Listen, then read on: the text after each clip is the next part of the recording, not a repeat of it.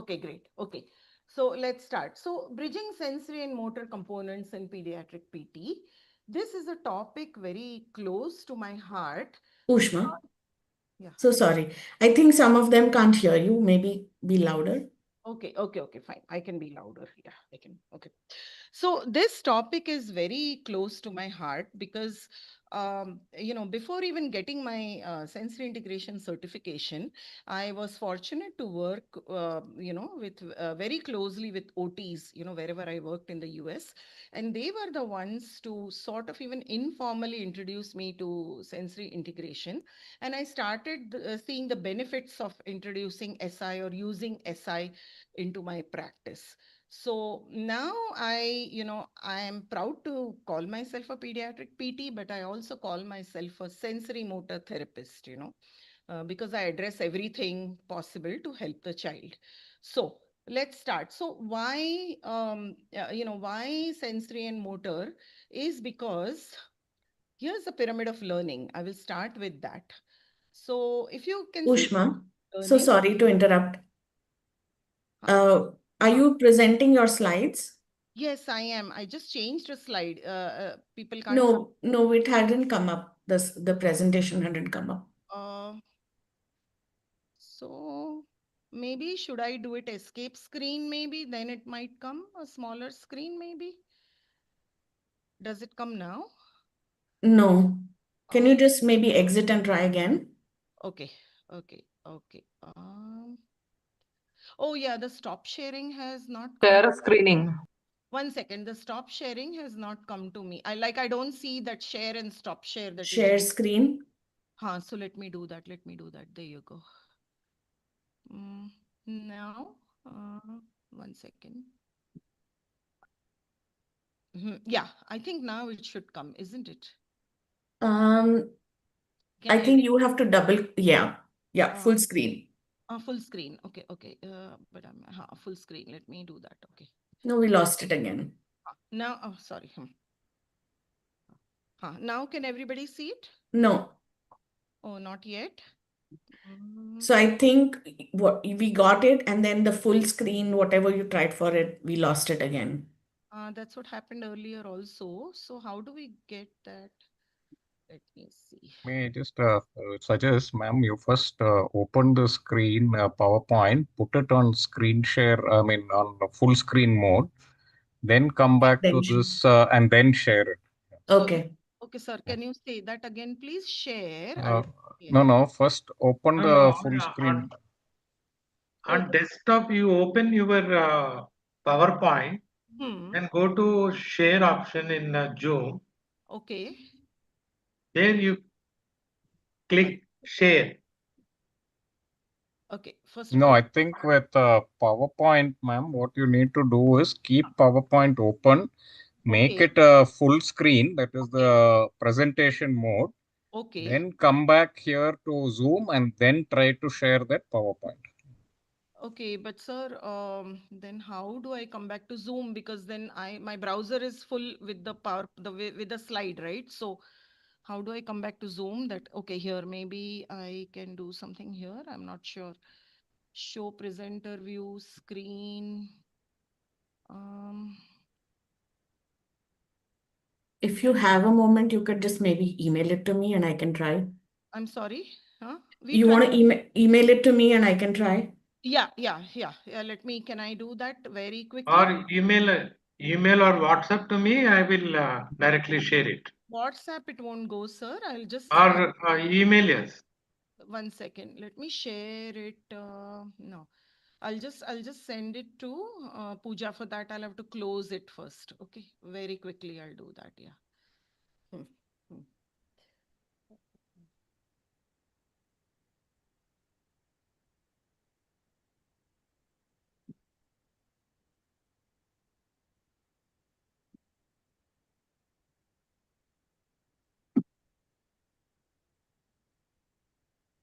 Now you try to share again. Sir, 1 second. Um, you know what? There is definitely a.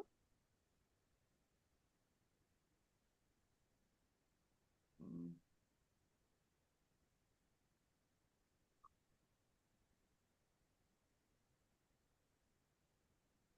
Let me try to share again. Oh, okay, I closed the PowerPoint. So let me get back to that again. Or just email us, we will share it. Sir, I will just email. My Gmail is opening. My simple kdmallikarjuna@gmail.com. I can even send it to Pooja, sir. 1 second. Because I do have her thing on the, what do you call,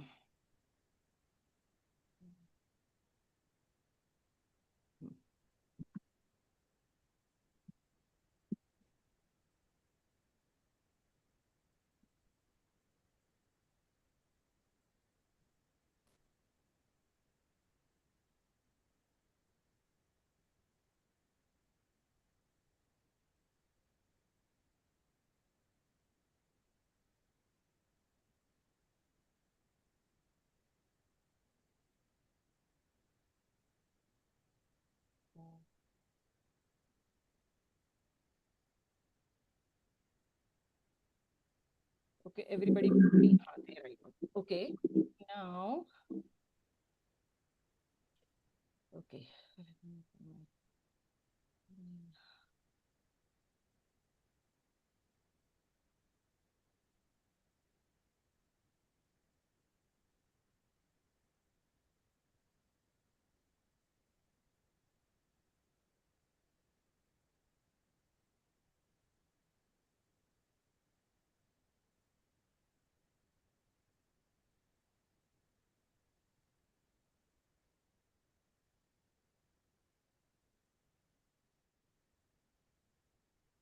Everybody, please bear with us.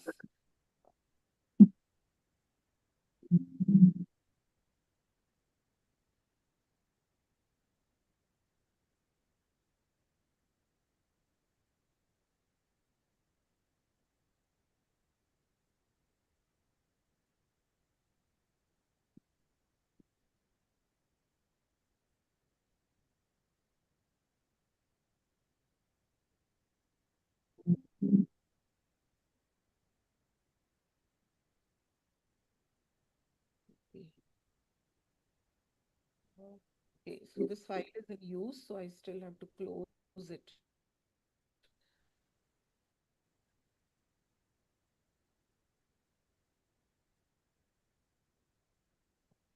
Okay, now close.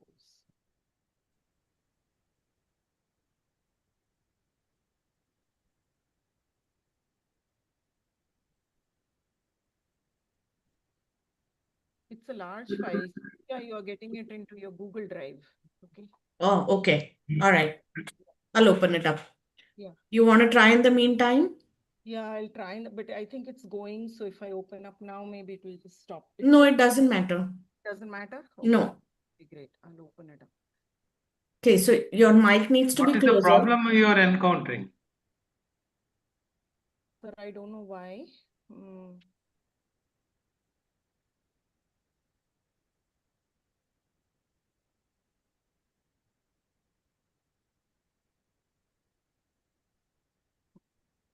Madam, you can start the presentation. PPT Yeah. can be shared later also, no problem. Yeah. Yes, sir. Okay. Okay, sir. And I want to come to Zoom and now share it. Share. Okay. We tried. It says double click to enter full screen mode. Maybe try that. Yeah, but let me first share, and then double click. Okay.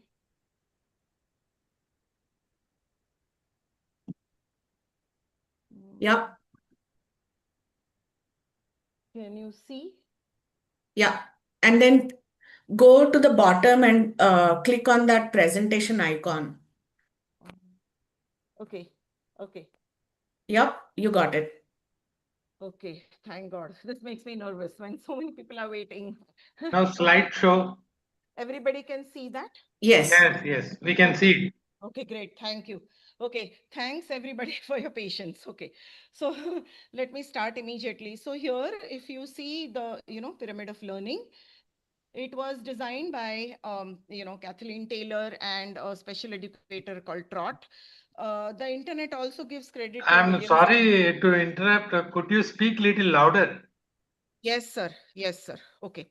So here, if you see the pyramid of learning, you see the 8 sensory systems at the bottom, and then at the top, you see your activities of daily living. You have behavior, which is age appropriate behavior in the social context.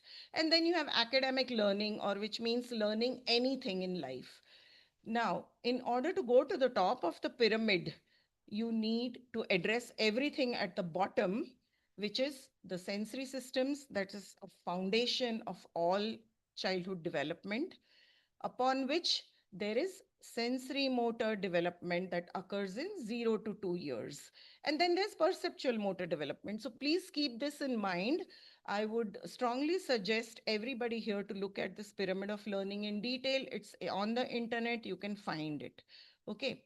So now, out of the 8 senses, I'm going to focus on 4 senses, which are called the power senses. According to Dr. Jean Ayers, who came up with this idea of sensory integration, according to her, the power senses are the 3 senses: vestibular, proprioception, and tactile. Now, as a clinician, I also bring in visual perception because I see that children, almost, many children whom I see have visual perception issues. Even the literature says that 45 to 90%, anywhere from 45 to 90% of the children with developmental disabilities have visual perception issues. And we also have to keep in mind that the occipital lobe does not deal with vision only. The occipital lobe also is connected to 70% of the rest of the brain. So it can be called as a multisensory, lobe, the occipital lobe. And therefore, I bring in vision perception into my treatment. So remember, the vestibular, the proprioception, and the tactile, these are the power senses, or the big 3, as per Dr. Jean Ayers. And for me, it is also vision perception. So why are these important? Because if any of these senses or any of these sensory systems are not working appropriately, then the motor output will be difficult. The motor output, remember, that is what we physiotherapists deal with, motor output. We always talk about motor impairments, motor control. We talk about that. So now all these systems, as far as we are concerned, all these systems, the vestibular, proprioceptive, and the tactile, relate to weight bearing and weight shifting, something, that we do day in and day out in every session with our children. These systems are also responsible for writing and equilibrium, postural control, and then not to forget that many primitive reflexes that we see, primitive motor patterns, they are mediated by the vestibular system in conjunction with proprioceptive and or tactile. Okay. So now coming to tactile, because skin being the largest organ, tactile sense is very important to us, because early in infancy, an infant receives early input through the tactile system because, skin is the largest organ. And, when the infant is about 4 to 5 months, the infant starts, bringing, even early on, bringing hands to midline. The infant brings, hands to mouth, hands to knees, hands to foot. So all of these behaviors, they contribute to something what we call as body scheme. Body scheme means mapping of the extremities. We know our brain knows where our extremities are. And tactile processing is very important. By 4 to 5 months, if the infant has not experienced this extremity mapping, then it can lead to deficits in motor learning. This has been demonstrated in the literature by research, and we see it daily in our clinical practice. Now, coming to vision perception, there is something called midline tracking. How do the eyes move? There is visual fixation, there's midline tracking, and the child reaches out, the infant by a certain age reaches out, for objects, and that is how they map the environment to the body. They understand the relationships between the environment and the body. So, all in all, you have to understand that these sensory systems do not work in an isolated way. They work together, and that is why it is called sensory integration. The senses are put together so that the child can function in their daily life. Okay. Now, so why are we talking about sensory? Because mostly physiotherapists say that, oh, there are sensory issues, or there are issues with, midline, or there are issues with vision perception. Let's refer them out to an OT, and which is fine. However, in many areas, we don't have occupational therapists. And the other reason why I would strongly urge physiotherapists to at least be aware of the sensory systems and recognize the differences or the dysfunctions so that you can refer out to an OT, or there are many things you can do by yourself, you can incorporate into your practice. But then the first step is to understand the sensory systems and be aware about them. And the primary reason is that motor cannot exist without sensations. Sensory systems and motor systems work in tandem with each other, they are interdependent. Sensory input is necessary for motor output. You have to remember that. And then, more importantly, sensations affect motor response, behavioral response, and cognitive response. I could give an example of this, but we are running out of time. So if we have time, I can give many examples about this.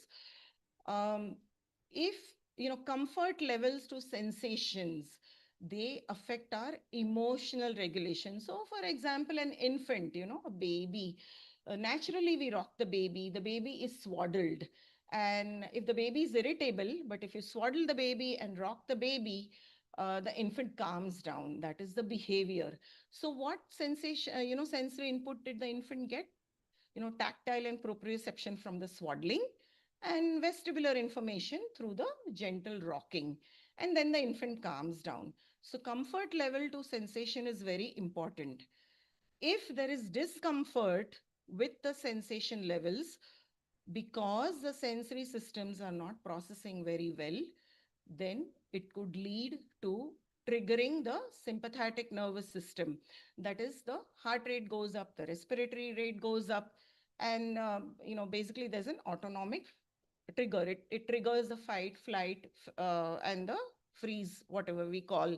It triggers the sympathetic system. Okay, so that is something we have to recognize when we treat a child, that you can trigger the sympathetic system very easily if you're not aware about the sensory systems, when you are doing the motor techniques or the motor approaches. Okay. All the conditions that we see, of course, not all, very few I have mentioned here, but by and large, we see children with hemiplegia, we see cerebral palsy, spastic diplegia, global developmental delay, we see preterm babies, we see Down syndrome. Now, just think across all these conditions. In hemiplegia, we see very commonly unilateral neglect and visual neglect. So as I said earlier, we have to keep this point in mind because the occipital lobe connects with 70% of the rest of the brain. So thereby it becomes very important that we think about it. When we see altered muscle tone, you can say that, the child is not receiving appropriate proprioceptive input. We see postural stability, we see bilateral coordination issues, and we think about all of this as either muscle weakness or muscle spasticity or hypotonia. But there is another piece, that is the sensory piece. How are the sensory systems working with this child? And why? Because when we talk about lesions in the motor production areas, in the conditions that mostly we see, lesions in the motor production areas also affect the sensory processing areas, because then the brain works like a circuit. The brain parts, the brain centers don't work in isolation. The brain works as a circuit. Therefore, when we have lesions in the motor production areas, it also affects the sensory processing areas. There is enough, research and, literature which says that children with neuromotor impairments, whom we see, they frequently demonstrate sensory processing dysfunction or differences, the SPD. Okay.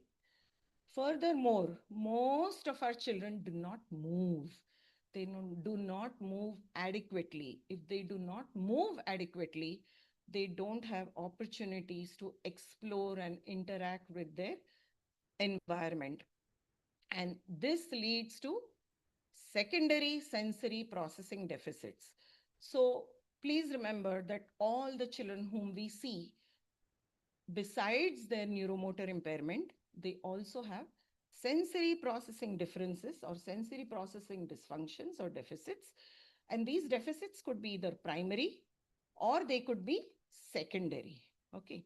So as physiotherapists, we know that movement is the key to not only motor skills, but it is also the key to development of cognition and social development, which becomes very important, in today's world, that, a child needs to be a part of the society, to whatever level they can participate in society. So when we talk about movement, we think about motor, but think about movement as sensory movement. As soon as you think about movement, think about the vestibular system. In my clinical practice, I heavily stress on movement because, again, Dr. Jean Ayers postulated that the vestibular system is a unifying system. The vestibular system, basically all other sensations, so except for the olfactory, all other sensations that you talk about, the auditory, the proprioception, the taste, all of the touch, all of these sensations are processed in reference to the vestibular system. We have to remember this. And that is why movement becomes very important. The vestibular system goes directly to the cerebellum and then to the motor areas. It does not have a dedicated area of the brain like the other sensations have. Thereby, the vestibular system basically connects to all of the brain. You have to remember that. And that's why movement is very important. In your treatment, when physiotherapists are treating children, um, they always complain to me, oh, the child is crying, the child is not cooperating. If the child can walk, let's say Down syndrome or certain conditions or hemiplegia, the child runs away from the therapist or from the therapy room. The child is uncomfortable on the therapy ball or the balance board. The child is fearful of negotiating staircase, going up or going down. So we think of all this as, the lack of cooperation as a behavior, or, oh, the child is not comfortable with us. But I would like to say, think, why is the child not comfortable with you? The child possibly may be hyper responsive to touch. Okay. And therefore, they exhibit their discomfort. The therapist's touch is uncomfortable to them. They can only tolerate their mother's touch because the mother is, staying with the child 24 hours a day. So before you handle a child, don't just go and, start doing your therapy. Get the mother into the picture. Particularly, this becomes important when the child is a baby in the first year of life, in toddlerhood, even in the second year of life. Before even touching a child, get the mother to do it. And you'll see that in my videos. Okay. Involve the mother, teach the mother. This is where the parent education comes. Okay. Again, during our therapy, when we do our therapeutic activities, the position of the child changes, right? We put the child in prone, we put the child in side lying, we put the child on a ball, we put the child on a wobble board, and the child cries. The child could be hyper responsive in the vestibular system. The child may have gravitational insecurity. Even if the child does not have a classic, what you call the GI, what we call classic gravitational insecurity, the child would still be afraid of moving in space. This is a vestibular issue. Okay. Talking about stairs, if a child does not want to climb up or does not want to climb downstairs, we think of it as a balance issue. Fair enough. However, the child may have depth perception issues. Their brain may not be appreciating how much the depth is, and therefore the child is fearful. So consider the vestibular, the proprioceptive, the vision, and the touch systems when you treat a child. If the child is crying, let the mother do it. You have to win the confidence of the child. You have to win the trust of the child.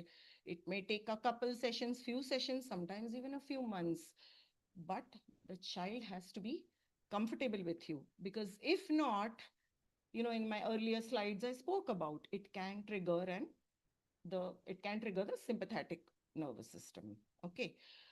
And if that happens, the child is crying, then your therapy is not going to be productive. Your sessions are not going to be productive. So therefore, physiotherapists need to be aware of the sensations, the sensory integration, sensory processing. So far, whatever in the short time I have spoken about. Okay. So let me show you a video. I hope everybody can see it. So here, I also feel this is an 8-month-old child. I work on sitting balance. And yeah, I could have put the child on the ball, but what I do is here the mother is sitting on the ball. Mother is sitting on the therapy ball, obviously with feet well supported. The child is sitting in the mother's lap. Okay. So we are working, on balance. Okay. I also want the child to be comfortable with movement. And then the other ball that I've given, this watermelon pattern ball that you see here, just look at the child's hands. See how he's trying to feel the ball. He's trying to feel the patterns. And maybe in the next session or down the road, I may give them a textured ball, a little harder ball or something like that. But what happens if if you don't give the ball, then just sitting on the ball may not make too much impact. I mean, just sitting in the mother's lap and the mother is sitting on the ball, you are working on balance. That is your goal.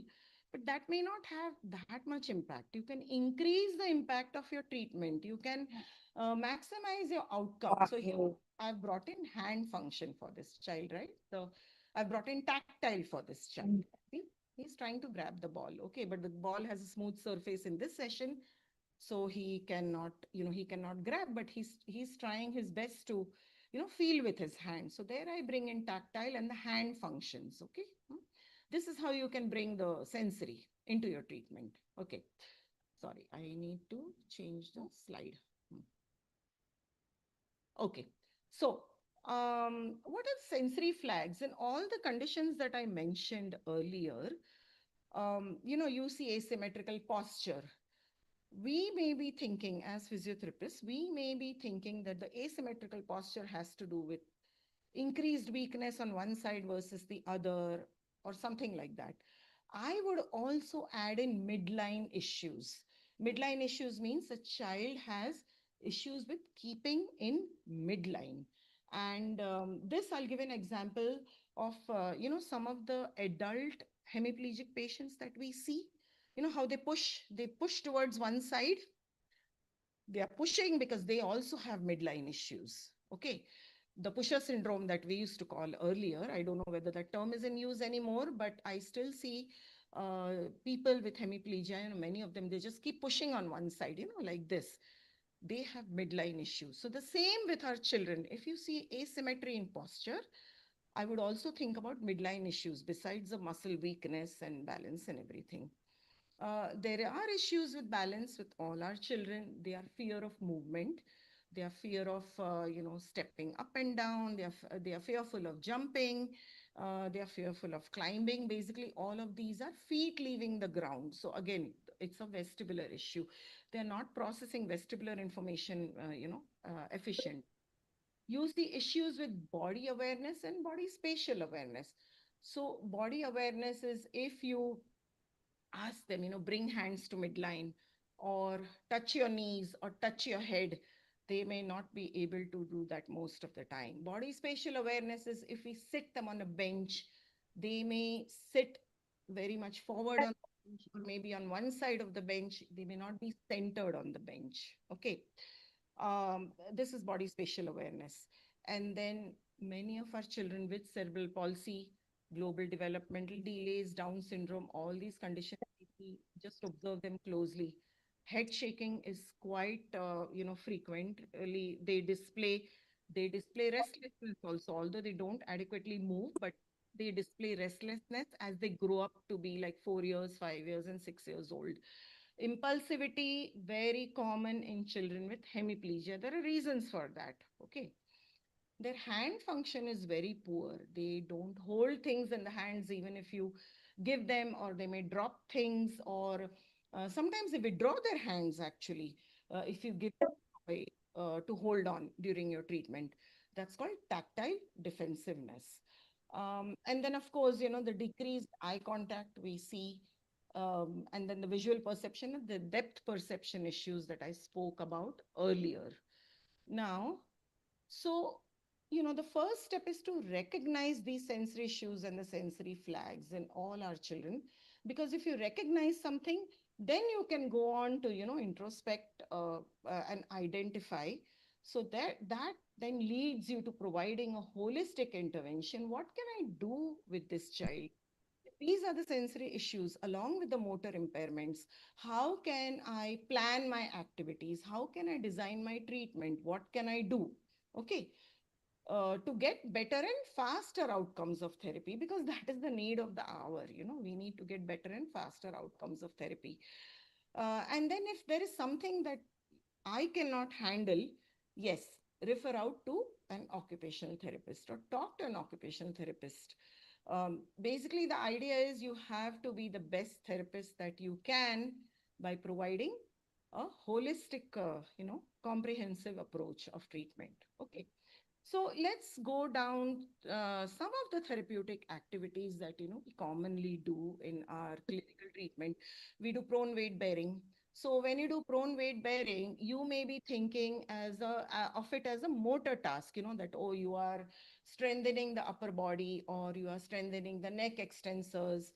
I also think of it as vestibular. Yes, motor is not forgotten by me. I am a PT. I'm a pediatric PT. That is my strong foundation and my background. However, besides the motor, I also think of prone as a vestibular position. So prone as a position to get vestibular input or vestibular information. Okay. Uh, yeah. So straddling a bolster and trunk rotation. How would I, besides the motor part, I would think about you are changing the visual field from left to right and vice versa. You're rotating the trunk, so you are changing the visual field. And, that is very helpful in your daily function. Okay. When you use the wobble board for balance, again, balance is vestibular, but you can combine some fine motor or something else. You will see my videos. I want to show more through my videos how I treat my children. Gait training as you're walking, with a walker, with your assistance as you're walking through the room. The child gets to see different equipment, different people. Basically, the child is moving through space, and that gives, again, vestibular input and opportunities to interact with other people and objects. And stair training, I already, spoke about that, you need the not only balance, but you also need, depth perception, adequate depth perception. So, as a therapist, be aware of the sensory components as you do your motor activities. Be aware of the sensory components that come into play as you're doing your therapeutic activities. Okay. So I would like to, say that performance of any movement, whether you're doing bridging or you're putting the child on the ball, or you're doing with something with the child in prone, this performance of that activity in isolation is not enough. In 2013, Lobo and other authors published this very good article. The heading, I have put it here: physical therapy cannot just be about motor skills anymore. It has to be grounded perceptual motor experience. So, what is grounded perceptual motor experience? Perceptual motor experience means you're teaching the child how to connect the sensory experiences to the motor actions. Okay, and that is what happens in our daily life anyway, and that is the reason we are treating the child. So we cannot just focus on only motor, we also have to focus on the sensory part. Only then you get a perceptual motor experience. And so how can you, okay, I've lost it. Okay, so as I said earlier, provide opportunities to the child to interact with people and objects in their environment. Only then you will see improvement in participation in therapy, and you will see improvement in learning. Make your activities, enrich them, meaningful. Why meaningful activities? Because it creates to better neuroplasticity. Okay, if the activities are meaningful and functional. Play based, because the child's work is play. Okay, and fun is to motivate the child. So you can upgrade your activity many ways, through a lot of material, many ways: reaching for objects, transporting objects from point A to B in your near environment or in your far environment, fixing puzzles, throwing objects in a basket. And obviously always include movement, include some kind of visual component in it. And although working with hands is a function of OT, but I really, I feel that no, during our activities also, we can give hand materials to the child. You can look into your immediate environment. You can create and use a lot of hand materials right from your environment. Okay. Okay, so let's dive into the videos. Now, prone on the ball is something that everybody does very frequently. Okay, all the time it is done. So how can you make it enriching? How can you make it enriching? This is a child with hemiplegia, sorry, and he also had sense. Number two and flower. Number two and flower, which looks like flower. Speech delays, all of it was there. Where is flower? Recognize that the child had hemiplegia. In the background of autism, the hemiparesis was forgotten. Ushma. Down to up, the entire upper body. Ushma.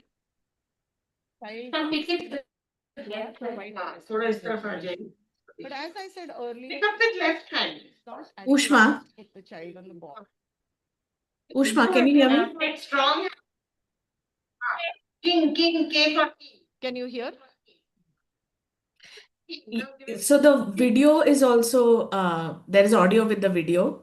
So we couldn't hear what you were saying. Yeah. Oh, okay. So I can, yeah. There's a difference. Okay, just listen to what I'm saying. Yeah. Dimension number two. Dimension number two. And wait. 10 diamonds. Diamonds 10. Now there's a difference because this side is little. This is not it. Practice will come. Dimension number two. Dimension number two. This one. And wait. One hand down. So that way. Give it rolling. Is this all game? Give it Okay. So it's not only the activity, but it's, I'm getting all your, the motor as well as the sensory component, the visual part. And I'm also educating the parent, what happens when he weight bears on the left side versus the right side. Because, parent education is also very important, because here the mother would have a question, oh, the left side is weak and you're having my child pick up the cards with the right hand. So parent education is also very important to build the, parents have to, trust us, learn to trust us, and, gain confidence in us. Okay. My next video will be, let's see. Yeah. So this is a child with spastic diplegia, and he's rolling in a barrel. And here, as a physiotherapist, you can say, oh, he's working on his core, which is good, because core is again related to the vestibular system, besides the motor that we speak of. But then he's transporting objects, from point A to point B. He's bringing some shape blocks, square, circle, whatever, colored, and then he's matching there. So again, I got vision perception and cognition in there. And then children who have speech, or speech also comes slowly when you introduce sensory components. In fact, sensory integration is very well known to improve speech. It has been demonstrated in research, and I see it in my clinical practice too. Okay. Um, I need to move to the next slide. Okay, this is another child with spastic diplegia. So we are working on balance problem. I mean, taken, but she has a left side. So why stimulation facilitating her hand function on the left. I'm doing some sort of weight bearing on the left. I'm having her reach a little backwards and downwards using water bottles. This is the activity most children they enjoy in my clinic, and I use what is the waste, right? Find them everywhere. So you just have to fill them up and put some color in there, and they give perceptive input as you pick them up. So here, as the child is moving backward and in various degrees and some in directions, getting the bottle, picking up the bottle and putting it on the table, they are getting vestibular information. Besides, the motor work that is going on. And then she's speaking also, it's a yellow bottle or a green bottle, or this is very heavy, or oh, this is hard. And she's speaking to me. Kare, ye to peene ka pani nahi hai. Just listen to her, she speaks to me,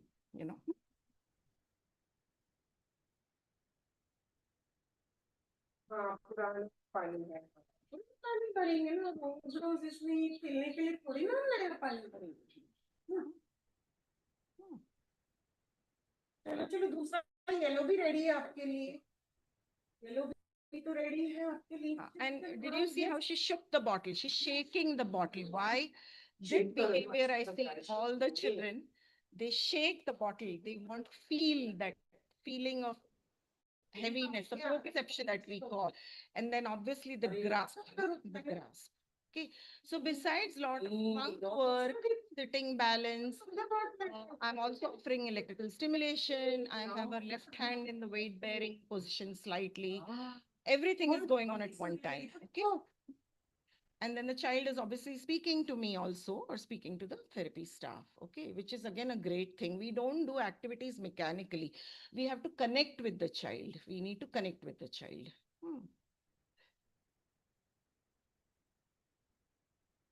Okay, I need to go to the next video. Pooja, you have it? No, I didn't receive the PowerPoint. Oh, you didn't receive. Okay, okay, I got it. I got it now.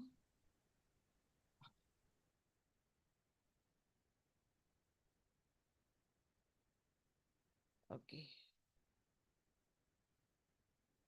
need to yellow also. I'm having to do a functional activity. Very nice. Ushma, can I interrupt for a second? So if you are speaking and there is volume on the video, we can't hear. I tried to reduce the volume. So thanks for pointing. Okay. So here I'm having the child do bilateral integration activity. Basically, you just don't focus on her weak side, which is her left side. You have her use both sides of the body together for, better neuroplasticity, function, etc. And when you give such tasks to children, like here, when the,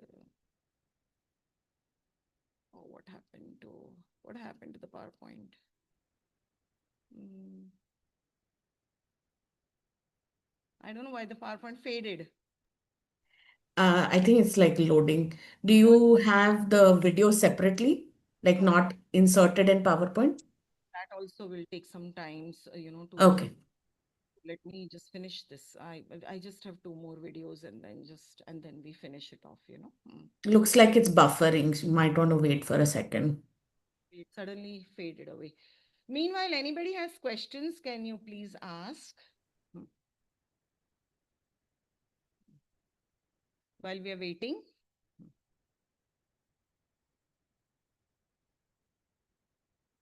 Are there any questions in the chat box, Pooja? No questions, but a lot of people can't hear you very well.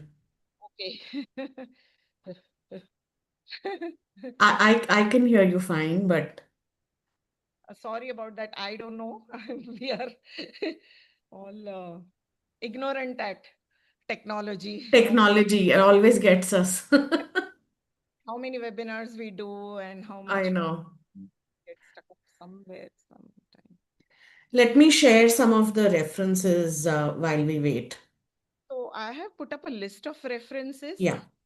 Share them in the chat box. Yes. Yeah. Yeah.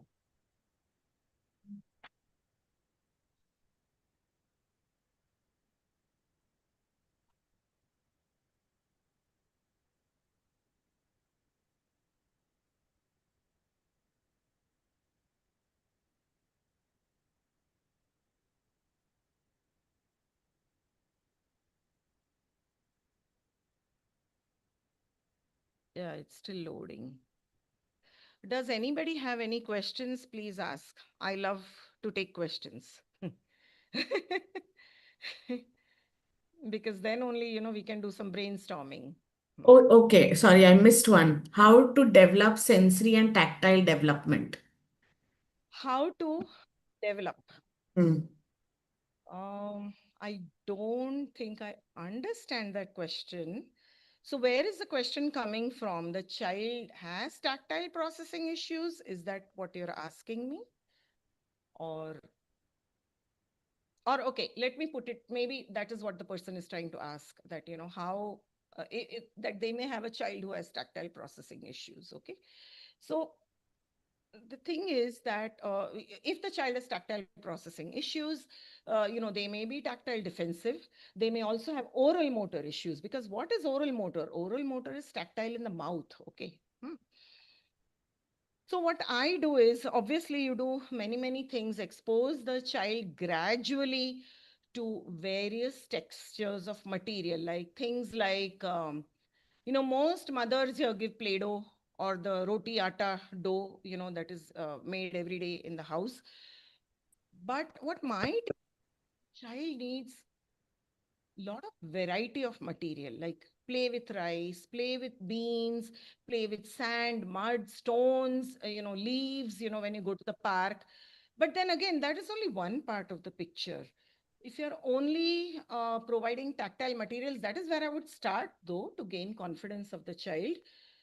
However, the very important thing to remember is vestibular information, all other sensations, including tactile, is processed in reference to vestibular. So again, I am again reiterating movement.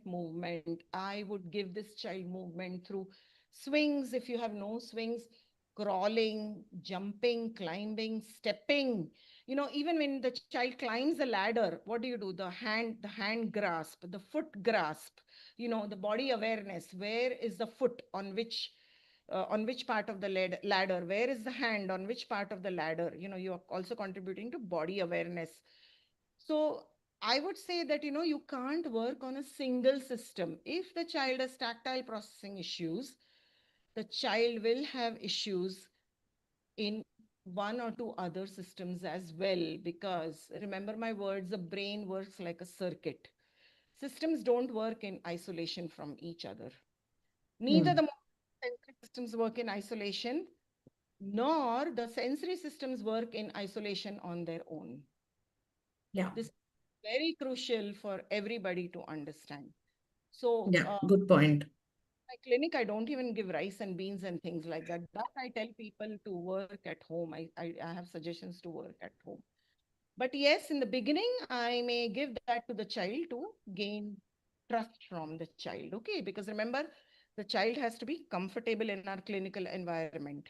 If the child is not comfortable emotionally, your session is not going to be productive. Okay. We have another question. One child has monoparesis, hand function is not proper. When I treat, she always cries. If the parent touch the hand, she also cries. So how do I develop movement? Yes, so this is monoparesis. So, children with monoparesis or hemiplegia are known to have serious tactile issues. And it goes back to, that the movements of that hand to knees, hand to foot has not happened.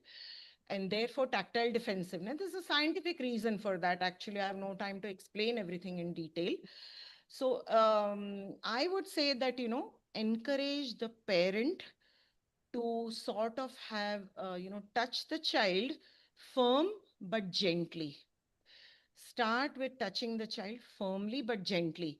If the child has, some sort of spasticity or increased tone, the child would be fearful that the adult is trying to prise open their hand. Hmm.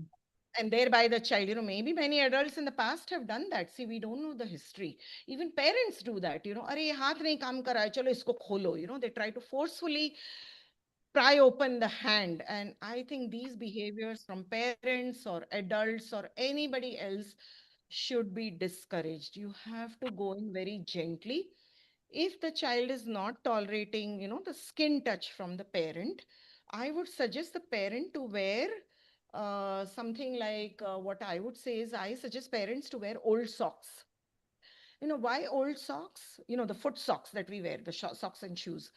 Why old socks? Because old socks are worn out and they are slightly rough, but they are soft. So I have the parent wear the sock in their hand and gently but firmly, stroke, whichever, if the forearm or the arm, or I would even go back up to the, scapula.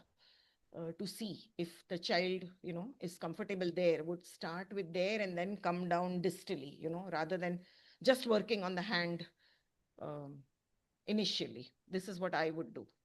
Yeah. Can I just also suggest swimming? Ahead.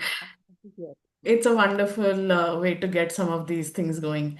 So Ushma, we have quite some questions. If you want to stop sharing, we could just take Q&As. Yeah? Okay. So here, I'll go to the next one.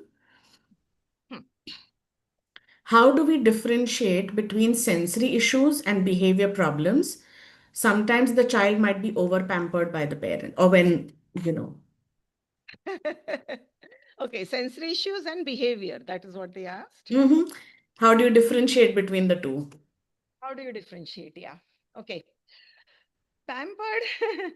So, pampered, if the child is pampered, or what I would call is the child is overprotected. Okay. There, if you give the child whatever they want, they will calm down. Okay.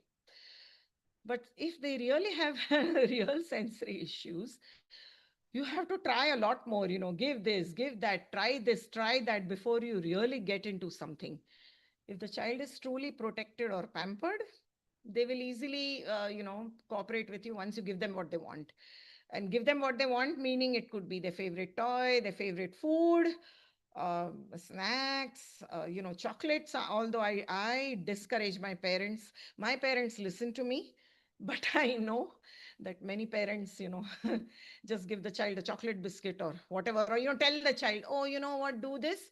I will give you ice cream, I will give you chocolate, something like that. That is the first thing I would, Also, I would look at the child's face, that is what we are taught, right? As therapists, you look at the patient's face, is it flustered?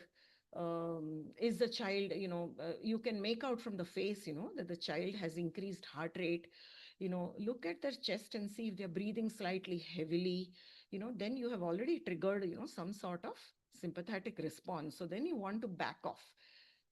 There it's truly a sensory issue. Okay. Yeah, I agree. I feel like, the behavior issues don't always have a physiological sign, but if you overwhelm the sensory system, you might see some of those, you Logical, know, you yeah. see symptoms immediately. Yes. Yes. I mean, for us, for me in the NICU, that's my, hard line. There is, you don't cross that.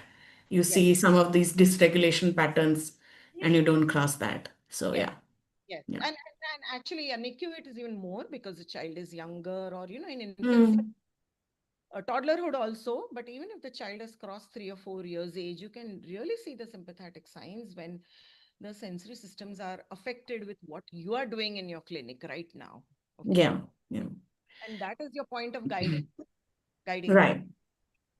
So Thank we you, have, ma'am. Thank you. You're welcome. so this question I find it very interesting. The question is sensory processing needs time. So how do you handle that? I guess they meant maybe with the parents. How do you discuss that with the parent? Yes, I do. I do. My parents are quite involved in, with me, because I strongly believe that therapy is not something where the child walks in, we as therapists do something and the child walks out. Yeah, That is just not acceptable. Um, Earlier, I used to let parents in. Earlier, meaning just until the COVID, I used to let parents in. Parents would help me with therapy. As you saw in the first video on the prone on the ball, I'm explaining to the mother. Now, because situation has changed in my clinic, I don't let parents in. But still, it is transparent because there are curtains between the waiting room and the clinical area. That is one thing. The parents can also hear what I'm doing and make out what I'm doing.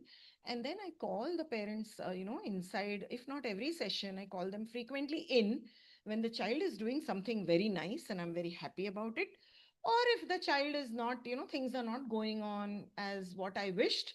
So I try to brainstorm with the parent, what's going on in the family, or is the child hungry, or, did the child have antibiotics, or, recently, or, many, many things. And then I'm always answerable to parents. And if I do, so basically, parents trust me a lot, and I invest a lot of energy in gaining the trust of the parent. Because, if you don't involve the parent or the family, therapy does not get good outcomes. This again has been shown in research almost 15 years ago. yeah. Okay, you have to involve the parent. And and of course, I run a YouTube channel. I write blog posts. So through that also, I educate parents a lot. Parents have to be educated, without using the therapeutic jargon. And then I give a lot of suggestions to parents, what to do, why. And then parents also, because if they have gained trust in me, they ask me questions either on WhatsApp, and I say, oh, next session we will discuss, or I'll call you in the evening or something. And I try to dig deep into it as to how to make the child do something, or, reduce that particular behavior at home. Try this strategy or that strategy. Okay. Yeah, I just wanted to add one point about this because I feel like there is a sort of an underlying vibe to therapy, which is like you go and you want something out of it immediately, which a lot of times with SI doesn't work like that. But this is where we need to also use our judgment as to how far we are pushing the child. So the example, the video that you had with the mother sitting on the ball with the child will give you a noticeable change in the function, you Yes. know. I mean, a noticeable to a parent, to a layman. change in function faster because this child hasn't cried. The child has actively participated in whatever is happening around them.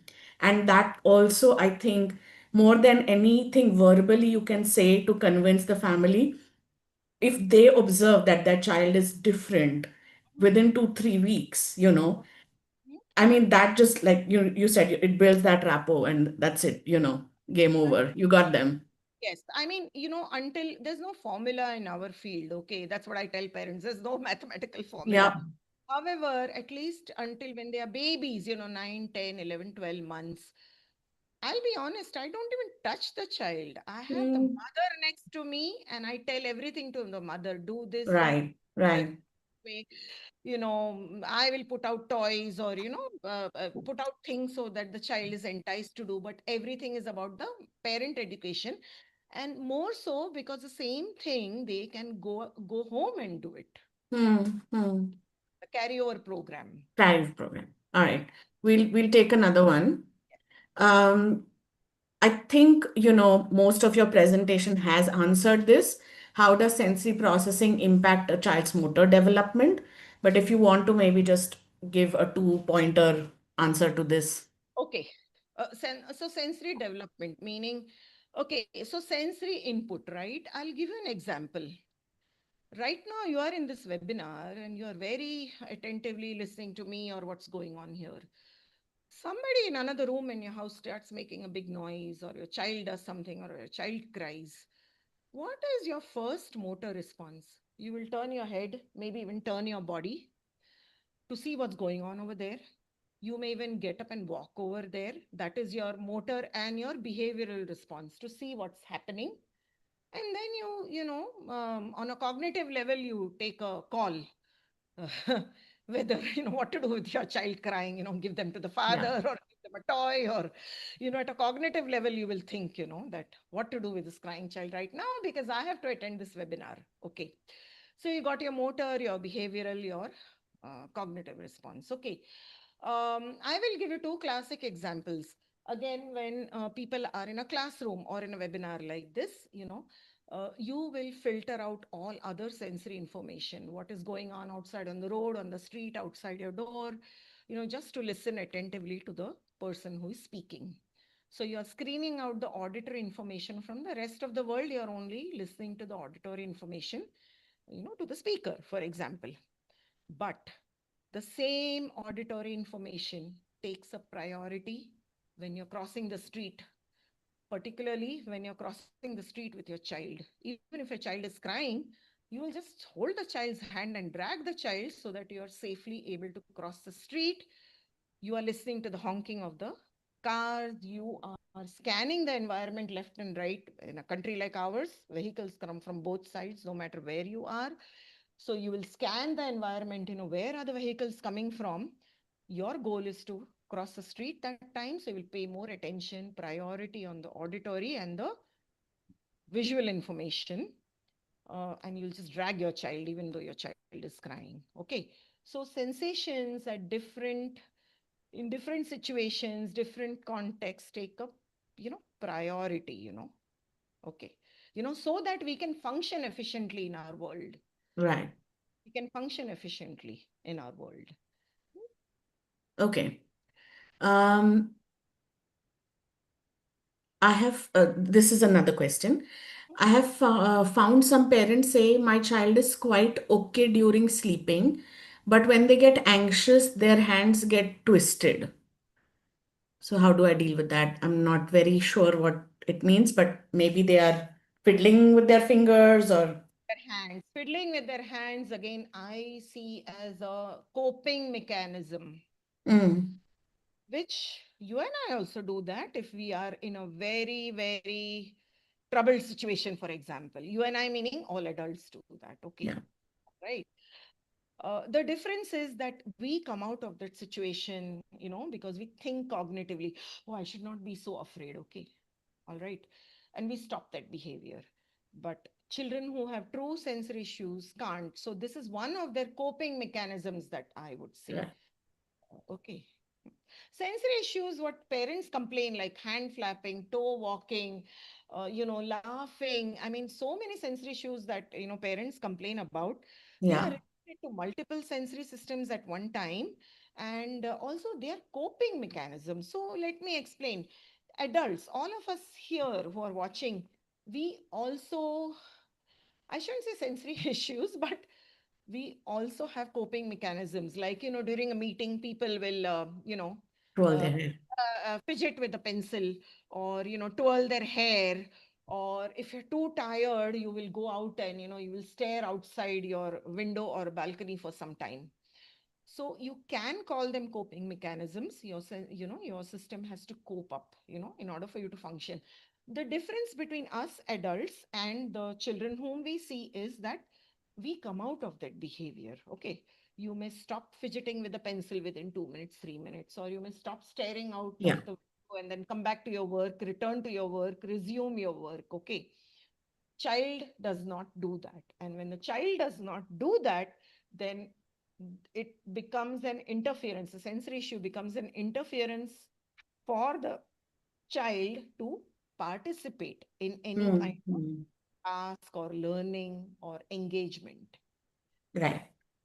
There's a similar, question keeping to Yes. this theme, that a child who keeps rubbing their private Mhm. parts or, on pillows. So what could be done, whether Yeah. it is sensory or behavior? It is a sensory. So this has been my observation that around 6 to 7 years of age, children, start rubbing on their private parts. They are seeking, sensory stimulation through that part because um, that body exploration has actually not happened back in time. It should happen by 2 years of age. It has not happened then. Okay. Mm. So I would say body awareness is still a work in progress. Remember, I said, body awareness. Body awareness is just not asking the child to point out where is your head, where is your nose, where is your eyes. Body awareness is actually forming, the motor maps and the sensory maps in our brain, right? So, for all the children whom we see, the body awareness has not been developed very well. And in my experience, I see that, around the age of 6 to 7 years, they have this behavior. And just today in my clinic, I was talking, with parents, with a girl who does this in school. So the only thing is you can give them strategy. She's a little girl. So I said, make her wear very tight shorts, lycra shorts, which shorts, lycra shorts, which, the lycra gives that elastic feeling around the thighs and around the private parts. Okay. I said, let her have, let her sit in a bucket during bath time, sort of curled up. Let her be there, for 20 minutes, 30 minutes, enjoy her bath. Let her, teach her how to wash and clean her own private parts because now she's 6 year old going on to 7. So that way, she explores her own body. And the other thing today I came up with, which I have to be honest, it didn't occur to me all this time. But I said, why don't you do ball squeezes, an 8-inch soft ball, you squeeze between your distal thighs. That means you're working on your adductors, but then adductors also connect to the pelvic floor, right? So if you're squeezing a ball as an activity or as an exercise, many repetitions, it probably gives deep input to Mm. your pelvic floor and Right. lower abdomen. At the same point, I would say, do TheraBand exercises for the hip abductors, the complementary exercise. Right. These are the Um, I gave them. yeah.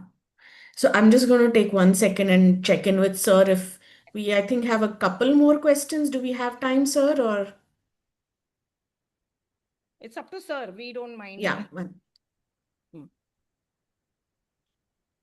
sir, you're on mute. You're on mute, sir. Hmm. It all left to you. Okay. It So is left so to you, and it's already 9:20. If you both are free because you are busy clinicians, No, and at the end of day of yeah. clinics, we can do one thing. We can take their questions and email to Dr. Ushma yeah, so that that's she can contact them, or yes, yes. Yes. WhatsApp, or in any Yes. media of Great. this thing. And yeah. it is totally, we are not going to put any this Okay, tab fair on it. enough. It is left here. Okay, fair enough. So before So, taking another question, I would yeah, urge everybody or request everybody to go through my YouTube channel. There are about 87, 88 videos over there. Many of them are meant for physios, by physios, and then many of them are the real activities that I have done in my clinic. The only thing is, I have to mask the face of the child. Otherwise, it would be a great pleasure in showing the child's expressions when they're doing, certain activities. And then these activities have captions in them as to what are you addressing during these activities. There's also a video on connecting with the child. I heavily emphasize connect with your child. Don't do therapeutic activities mechanically. Oh, let's do bridging 10 times, let's do this 10 times. Talk to the child while doing activities, like I was talking to the child, right, about the water bottles. Oh, is it heavy, is it light, is it green? Arey, ye to bahut difficult hai. Arey, main to nahi utha sakti. That child tells me like that. So that conversation also brings in speech and social skills, and it helps to gain more trust in you, from the end of the parents and the child. Okay, connection is very important, because yeah, connection is again attachment, the frontal lobe function. Okay. yeah. Okay. Okay, so we have two questions. One is a response to the first, question we had about just tactile and sensory development. They have expanded on that. The child has a cleft palate, has been, they're suspecting a syndrome. Some hearing loss is also present. So I guess, and it's this person's child, like that says my child. Um, but I don't see the age, so I'm not sure how old this child is right now.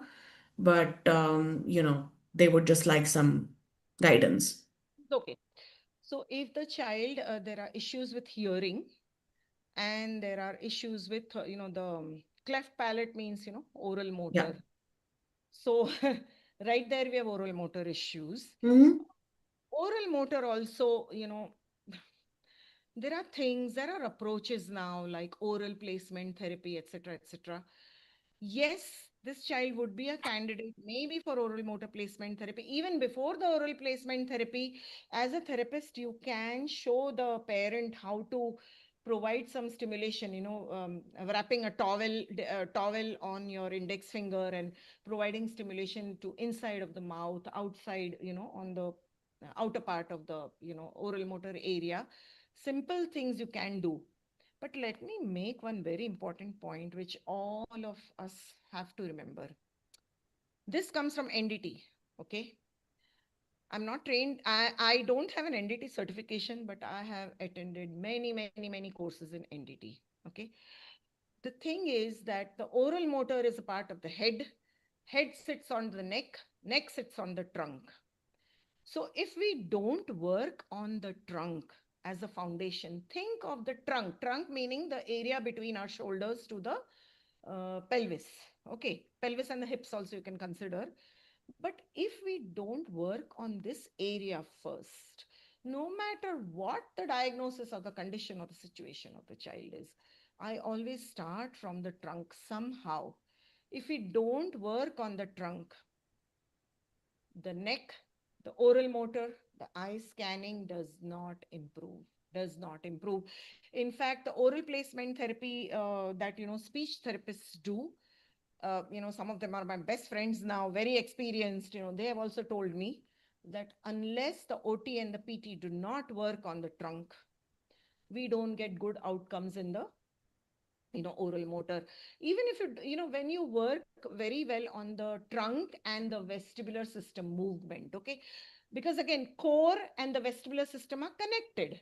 Okay, all right, there's a connection between the core muscles and the vestibular system. So movement and trunk, this is my uh, I start with. That gives me good results in chewing, feeding, even without doing even starting any tactile work in the mouth. Okay, so we have to go. Actually, the parent can be referred to the is from the Gauhati. It is a general question about wanted to know about his child what to be done. Yeah. He can go to the best rehabilitation centers are available in Guwahati. One is Sishu Saroti and other one is a CRC Guwahati. Both the places he will get all the help or therapy help.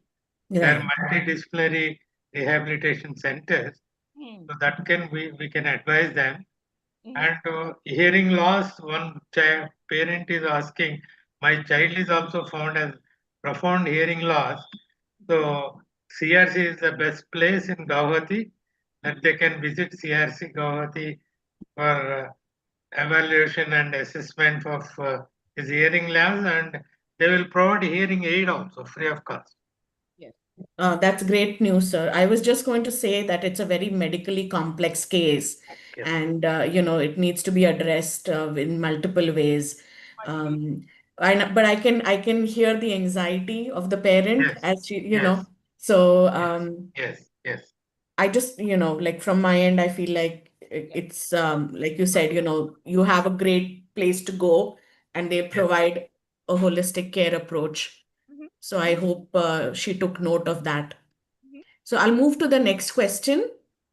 Um, so the same person has two, three questions, so I'm just going to ask them.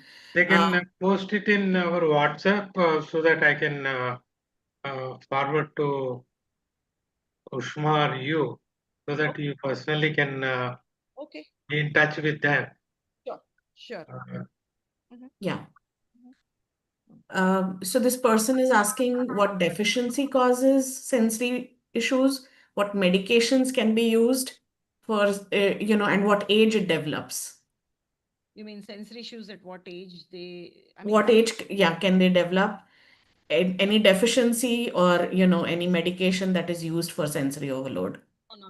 No, for overload or anything, generally, most medications do not work. However, general tips that at least my parents get from me is avoid sugar, avoid processed foods, avoid foods with maida, food colors, everything, because that affects the attention part. Okay. All these ice creams, things like that. Please avoid it or minimize it. Okay.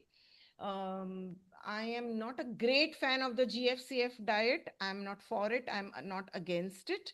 But I do inquire more about the family diet, and I ask them to minimize the maida, the wheat, sometimes even dairy. It's not a formula.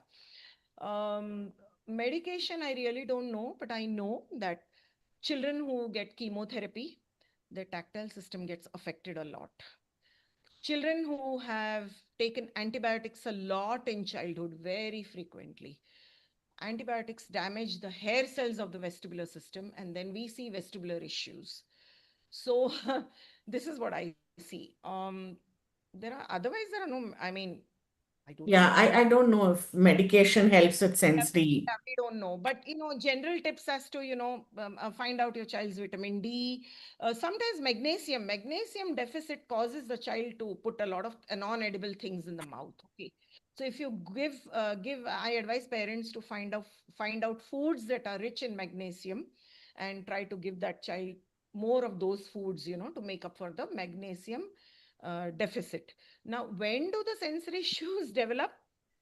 Generally, people think that they can see the sensory issues. Fair enough. However, there are a lot of hidden sensory issues also, which an expert or somebody who has seen children for many years, even by 1 year, they can sort of make out, eye contact, frequent tantrums, much more than what other children have. Hand function, they are not moving their hands very well. We find oral motor issues, particularly first year of life, right? So many parents give, they just mash the food, or they just puree the food and think, oh, that's a part of life. But if you give them other foods, your regular table foods, and if the child is not taking it very well, or the child is having so many things you can see right there in the first year of life. Unfortunately, it doesn't happen that way in the real world. Most children come to me when they are like 3.5. Nowadays, parents come earlier than 2 because of the speech delays, because the speech delay is the first sign. So then nowadays, at least in Bangalore, neurologists, pediatric neurologists, developmental pediatricians, psychiatrists have now just started referring children to us, even if they are under 2. If there are any speech delays, they have started referring that go for sensory integration therapy, because SI therapy is known to, contribute to speech. Okay. I mean, communication, I would say, not speech, but communication. Yeah, yeah. So I mean, it's not a relevant question, so I'm not sure if we want to answer it here, but someone is asking about the future of masters in pediatrics and Oh, colleges. I would refrain from answering that. Yeah. So that's a topic for another day. Yeah. Topic, and that's a very heatable, debatable. I mean, Right. a lot of things you can say, this side, that side, whatever. And I would, although I teach workshops, colleges do invite me as a speaker and etc., but I want to stay away from hardcore academics. Okay. I'm a clinician at heart. All right. So thank you, Ushma, for a wonderful, wonderful session. And I mean, even I learned a lot. I hope our audience took away some of, your pearls of wisdom from the session. And I thank the Indian Academy of Cerebral Palsy as well for hosting such a great, relevant topic for our practice. Especially given that, like you say, that the referrals are coming in sooner and they are a little more complex than what we used to see many years ago. So thank you. Particularly since the COVID times. Yeah. True, true. And I have shared your email in case someone wants to get in touch with you. So thank you so much, everybody. And sir, if there's something. Thank you, Dr. Usha, for delivering such an exceptional and comprehensive session today. Your expertise and thoughtful presentation have provided us very invaluable insights that will undoubtedly benefit our understanding of this important topic. We sincerely appreciate the time and effort you invested in preparing and sharing your knowledge with us, and we eagerly anticipate the opportunity to learn from you your continued contributions in future sessions. Thank you. And I request Dr. Vijay to say a vote of thanks on behalf of Indian Academy of Cerebral Palsy. She is the key instrumental in helping us in getting you both gems to our IACP. Is Dr. Vijay is there in the Yes, sir. Yes, sir. Thank you. Please. Yes, sir. Thank you, sir. Thank you, sir. Yes, sir. Good evening, everyone. On behalf of Indian Academy of Cerebral Palsy, I would like to extend our heartfelt gratitude to Dr. Ushma ma'am for such an enlightening and thought-provoking session. Ma'am, your deep insights into integrating sensory processing with motor functions have added tremendous value to our understanding, ma'am. And I'm sure all attendees are walking away with enriched knowledge and practical strategies to apply in their clinical practice. We truly appreciate the time, effort, and clarity with which you have shared your expertise today. A big thank you to all the participants also for their enthusiastic presence and engaging questions. And I would like to give special thanks to Pooja ma'am for moderating today's session and Ashish sir for his esteemed presence. Thank you on and all. Thank you, Pooja, and thank you, Dr. Ushma. God bless you. Mallika Good ji, night. thank you for inviting me, and I am very happy to share. We are looking forward many more sessions with the both of you. Okay, thank you. Sorry for the Good night. Thank you. technical Good night. glitch. Sorry for the tech glitch. So we ran out of time. Okay. Yeah. Thank you very much. Good night.